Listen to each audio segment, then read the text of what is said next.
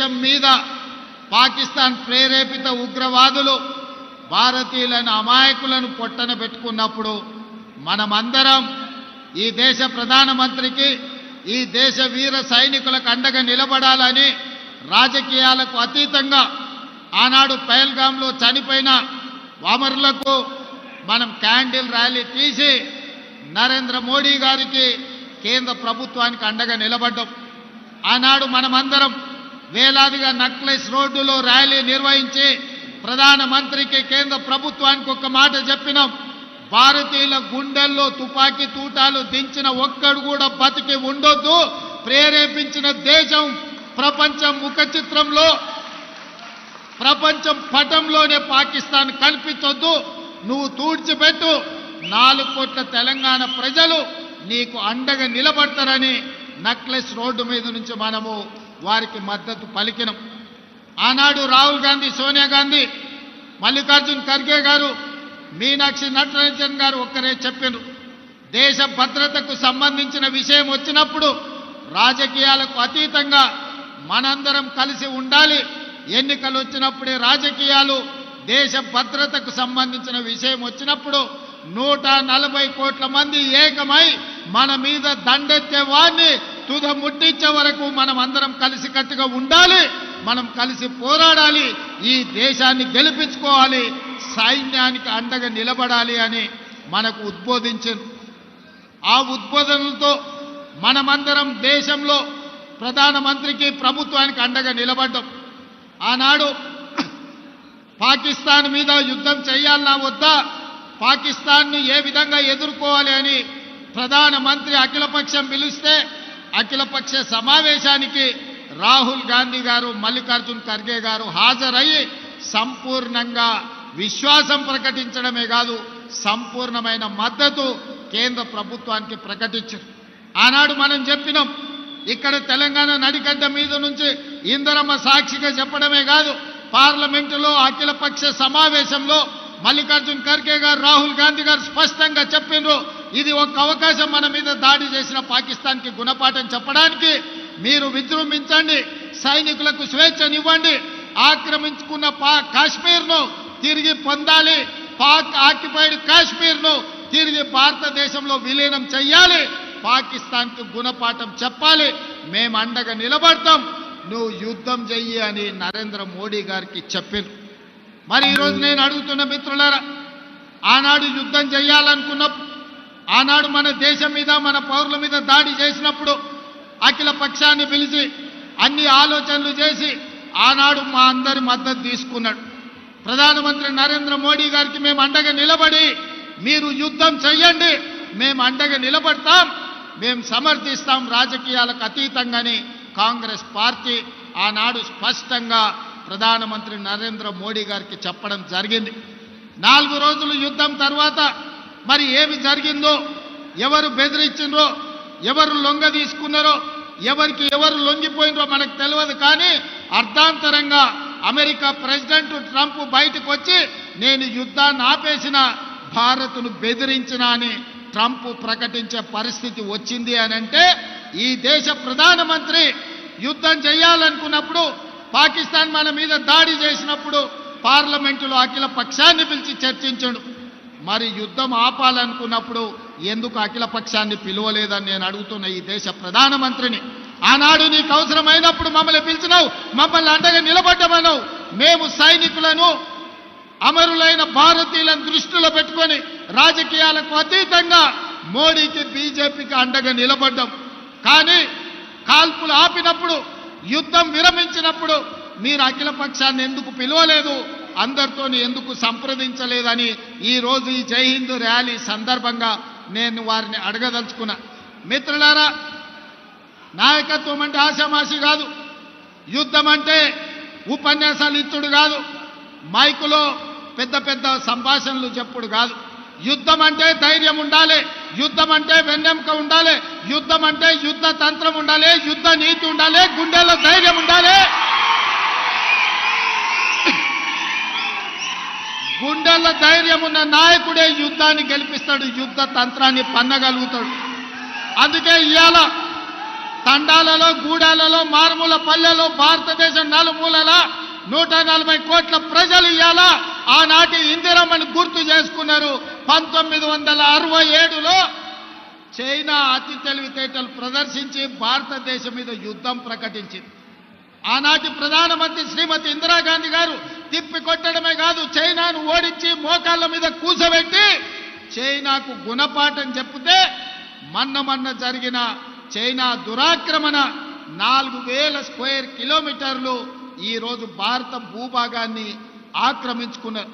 Colonel Santosh Babu Suryapet Kodad బిడ్డ ఉత్తమ్ కుమార్ రెడ్డి గారి నియోజకవర్గానికి సంబంధించిన కర్నల్ మన ఆర్మీ జవాన్ను చైనా పొట్టన పెట్టుకుంటే కనీసం నరేంద్ర మోడీ గారు చైనాకు తిరిగి జవాబు చెప్పే పరిస్థితిలో లేరు. ఆనాడు చైనా మన సరిహద్దులు దాటితే ఇందిరాగాంధీ గారు తరమడమే, పొలిమేర్లు దాటే వరకు సరిహద్దులు దాటే వరకు తరమడమే కాదు, చైనాను 1967లో ఓడించి ప్రపంచ దేశాలకు సందేశాన్ని ఇచ్చిండ్రు.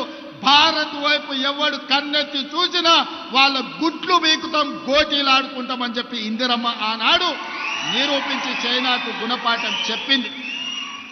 మిత్రులారా, 1971లో పాకిస్తాన్ దేశానికి అమెరికా అండగా నిలబడి భారతదేశాన్ని ఆక్రమించుకోవాలని భారతదేశం మీద యుద్ధం చేయడానికి ముందుకొచ్చారు.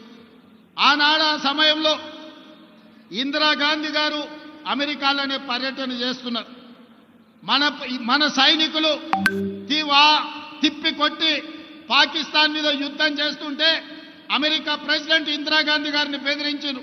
మీరు తక్షణమే యుద్ధం ఆపాలి, యుద్ధం ఆపకపోతే మేము పాకిస్తాన్కి మద్దతు ఇచ్చి మీ దేశాన్ని ఓడిస్తామని చెప్పి ఆనాటి అమెరికన్ ప్రెసిడెంట్ ఇందిరాగాంధీ గారిని బెదిరిస్తే ఇందిరాగాంధీ గారు ఒకే మాట చెప్పింది, నా దేశాన్ని రక్షించుకునే గుండె ధైర్యం ఉంది, నాకు వెన్నెముక ఉంది, నీకు చేతనైతే పాకిస్తాన్ తరపున యుద్ధానికి రా, యుద్ధంలోనే తేల్చుకుందాం, నీ సంగతి ఏందో చూస్తా అని ఆనాడు ఇందిరాగాంధీ గారు గుండె ధైర్యంతోనే అమెరికా ప్రెసిడెంట్కు ధీటుగా జవాబు చెప్పడమే కాదు, 1971లో జరిగిన పాకిస్తాన్ యుద్ధంలో పాకిస్తాన్ ఓడించడమే కాదు, పాకిస్తాన్ 2 ముక్కలు చేసి దేశాన్ని ఒక బంగ్లాదేశ్ దేశంగా, రెండోది పాకిస్తాన్ దేశంగా ఇందిరాగాంధీ గారు విడగొట్టారు.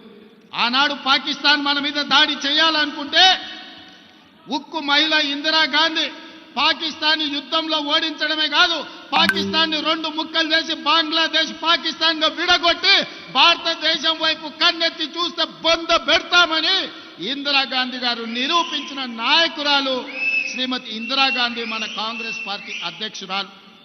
అందుకే ఆనాడు నెక్లెస్ రోడ్లో నేను చెప్పిన, నరేంద్ర మోడీ గారు మీకొకవేళ ఆలోచన లేకపోతే, మీకొకవేళ ఏ విధంగా పాకిస్తాన్ ఓడించాలని అర్థం కాకపోతే ఆనాటి అపరకాలి ఇందిరమ్మను ఆదర్శంగా తీసుకో, ఇందిరమ్మకు దండం పెట్టి బయలుదేరు, ఇందిరమ్మ మహిళా శక్తిగా అపరకాలిగా నీకు అండగా ఉంటుంది.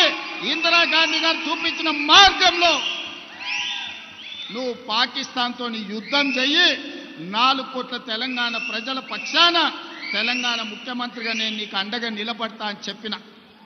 ఆనాడు అందరికంటే ముందు అమరులైన చనిపోయిన పహల్గాంలో చనిపోయిన భారతీయులకు క్యాండిల్ ర్యాలీ తెలంగాణ రాష్ట్రం మొట్టమొదట ర్యాలీ నిర్వహించింది. అదేవిధంగా యుద్ధం మొదలైన తర్వాత కేంద్ర ప్రభుత్వానికి నరేంద్ర మోడీకి అండగా నిలబడడానికి మొట్టమొదటి తిరంగా ర్యాలీ తీసి వేలాది మంది సైనికులను, పోలీసులను, ప్రభుత్వ ఉద్యోగస్తులను నెక్లెస్ రోడ్డు మీద కదం తొక్కించి ప్రధానమంత్రి మీరు యుద్ధం చేయండి, మేము అండగా నిలబడతామని తెలంగాణ 4 కోట్ల ప్రజల తరఫున మనం తిరంగా ర్యాలీ తీసి అండగా నిలబడ్డాం. మరి నేను ఇవాళ బీజేపీ నాయకులను అడుగుతున్నా, మీకు కొంచెమైన ఆలోచన ఉందా? మీ చీము నెత్తురు రక్తం ఎక్కడికి పోయింది? ఇవాళ పాకిస్తాన్ నుండి మన దేశంలో చొచ్చుకొచ్చి 26 మందిని పొట్టన పెట్టుకోవడమే కాదు, యుద్ధం నువ్వు ప్రకటిస్తే నీ యుద్ధంలో 36 మందిని కశ్మీర్లో మళ్ళీ పాకిస్తానోడే చంపితే మీరు మీ పార్టీ ఏం చేస్తున్నారు? గాడిద పళ్ళు దొమ్ముతున్నారా? నేను బీజేపీలను అడుగుతున్నా. ఇవాళ జరిగిన పరిణామాలు, ఈ దేశంలో బీజేపీ చేస్తున్న రాజకీయాలను ఈ దేశ ప్రజలు ఆలోచన చేయాలి. యుద్ధమన్నా, దేశ భద్రతన్నా రాజకీయాలకు అతీతమని మన నాయకుడు రాహుల్ గాంధీ గారు చెప్తే యుద్ధమైనా యుద్ధ నీతైనా ఏదైనా మాకు రాజకీయమే, ఎన్నికల లబ్ధి అని ఈనాడు తిరంగ ర్యాలీ పేరు మీద నరేంద్ర మోడీ గారు బయలుదేరి కాంగ్రెస్ పార్టీని రాహుల్ గాంధీ గారిని విమర్శిస్తున్నాడు. ఇది ఎక్కడి నీతి అని నేను బీజేపీ నాయకులను అడుగుతున్నా. ఇవాళ కాంగ్రెస్ను ఎందుకు విమర్శిస్తున్నారు? 67లో చైనాను ఓడించినందుకు విమర్శిస్తురా? 71లో పాకిస్తాన్ని 2 ముక్కలు చేసినందుకు ఓడిస్తురా? మొన్న జరిగిన పహల్గాం దాడిలో నీకు అండగా నిలబడి నీకు మద్దతు ఇచ్చి యుద్ధం చేయమని వీర తిలకం దిద్ది మేం పంపిస్తే నువ్వు బుద్ధిమంతుడికి సర్ది కడతానంట బొడ్రాయి కాడ భోంచేసి బోర్ల బుక్కలో వండుకున్నాంట. మేం నరేంద్ర మోడీ గారికి వీర తిలకం దిద్ది యుద్ధం చేయాలి అంటే నేను యుద్ధం విరమించుకున్నా అని చెప్పి ఈరోజు మోడీ గారు ట్రంప్ బెదిరిస్తే యుద్ధాన్ని ఆపేసి ఇవాళ బీజేపీ వాళ్ళకు ఏం చూసి తిరంగ ర్యాలీ చేస్తున్నారే? ఎవరి కోసం తిరంగ ర్యాలీ చేస్తున్నారు? యుద్ధంలో చచ్చిపోయిన సైనికుల గురించి ఒక్కసారి ఆలోచన చేసిండ్రా? పహల్గాంలో చచ్చిపోయిన భారతీయులైన అమాయకుల గురించి ఆలోచన చేసిండ్రా? యుద్ధం సందర్భంగా పాకిస్తాన్ పేల్చిన లాంచర్లతో కశ్మీర్లో చనిపోయిన సైనిక పౌరుల గురించి ఆలోచన చేసిండ్రా? ఇవాళ దేనికోసం బీజేపీలు తిరంగ ర్యాలీ తీస్తున్నారని నేను అడుగుతున్నా. ఆనాడు పాకిస్తాన్ మీ మీదకి వచ్చినప్పుడు మేం కావాల్సి వచ్చిందా?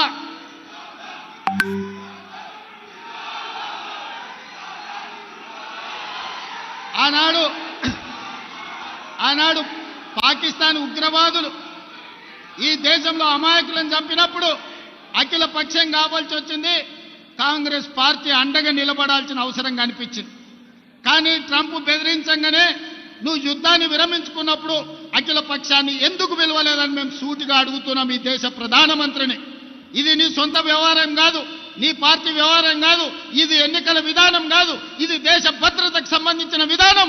దేశ భద్రత విషయంలో యుద్ధం చేయాల్సిన సమయంలో యుద్ధం విరమించడం ద్వారా 140 కోట్ల భారతీయుల యొక్క ఆత్మ గౌరవాన్ని ట్రంప్ దగ్గర తాకట్టు పెట్టొచ్చి ఇవాళ గొప్పల కోసం ఉపన్యాసాలు బీజేపీ వాళ్ళు ఇస్తున్నారు తప్ప ఈ దేశ భద్రత పట్ల వాళ్ళకు పట్టింపు లేదు.